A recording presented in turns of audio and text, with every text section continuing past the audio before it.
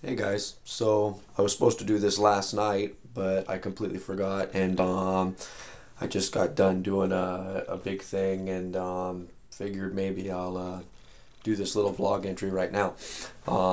Anyway, some of you may have been watching this from the post I just made on reptileforums.net. If so, I'm just saying the same thing I just said there, so thanks for watching, but you've already heard it. So anyway, this is about the once again the large constrictor, the ban on importation and interstate sales for large constrictors. It's my feeling, which is no secret to anybody, that I'm taking both sides here. I mean, once again, I have to reiterate, I don't want to see a ban. I don't think it's really necessary. However, um, we need to, as I said before, that we need to put a process in place. It's very similar as I put in my write-up I just did. Um, those of us that deal with these things nowadays, we are effectively dealing with a loaded gun. Um, Not necessarily a loaded gun that's going to harm somebody, but going to harm an industry as a whole. So, would you sell a loaded gun to a child, an irresponsible child? Would you sell a loaded gun to a mentally ill person? Would you sell a loaded gun to somebody that you just didn't feel good about? Um, I think that probably there's probably 1% of you out there that are weird and want to say yes just to be stupid, but I think the majority of you, the answer is no. And my answer to that is, if you will not sell a loaded gun to a child, mentally ill person, or somebody you don't feel good about, then don't sell the large constrictors to those people either. Um, it's those of you out there that got a little money hungry. Maybe you didn't make much money, but you were just getting your business started and happy about selling anything. Those are the people to blame. You have nothing in place. These animals were sold to irresponsible people. They did not swim over the pythons from Burma, Africa, anacondas, Southeast Asia, whatever. They didn't swim over here. They were either released or I've heard some mention about what was it, Hurricane Ike, I believe it was, where it pretty much beat the hell out of Florida and a lot of pet stores took some damage. Um, I'm not. That's no excuse. That is no excuse. Those that weren't released and got out during the hurricane. That I don't care. You know, if you live in an area that has that problem, then you were not taking reasonable steps to contain the animals that you were selling or keeping. Um, a lot of people back in where they have tornadoes, they have storm cellars and stuff that they go to. They take reasonable steps to ensure their safety during a storm, and you should have taken reasonable steps to ensure the safety and containment of the animals you were dealing with in case you had a storm and had to deal with that. So don't give me that crap. Don't leave any comments. Don't leave any video responses that it's not the retailer's fault. It's not the breeder's fault. It's not the importer's fault. It's the keeper's fault. It's not. It's everybody's fault. Um, and that's the bottom line. Don't even bother leaving a comment about that, because I don't want to hear it. Those of you that already have, and I've pleaded my case directly to you, you've not responded anyway. So that just goes to show I'm right. So.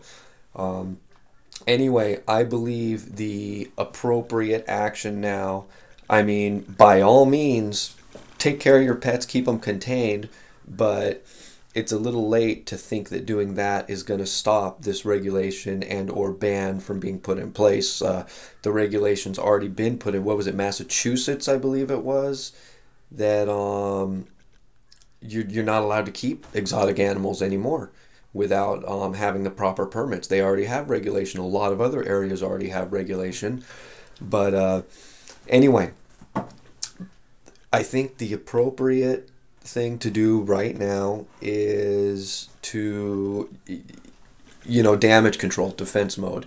I think everybody, and I challenge everybody, to contact your local media outlets, whether that be a paper, a television news channel, whatever local media you have to you. Either send them letters, Go in there and talk to them in person, do an interview in print, do an interview on camera, do what you need to do, educate them about this, put in place those processes to ensure that this type of thing does not happen in the future. I have to change hands because that hand's getting tired. Um, Go,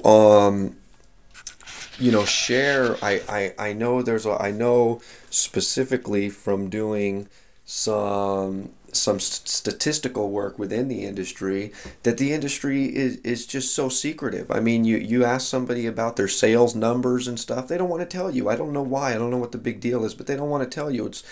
It's like murder trying to get the information out of them. Stop being so secretive. You're selling animals, for crying out loud. It's not, a big government cover-up sort of thing, unless of course you're doing it without the proper permits and licensing. Then I can understand why you want to be secretive. But anyway, I digress. Start sharing information with other people in your industries. Share information with them to help them streamline a process to make sure that this does not happen again. Um, and that's the only thing. I think one of the only ways we are going to live, and by say we, I mean you, the retailers. I don't have any large constrictors right now. I'd like to, but I really don't plan on having any in the near future, at least. But get a process in place to show what you're going to do about this not happening in the future.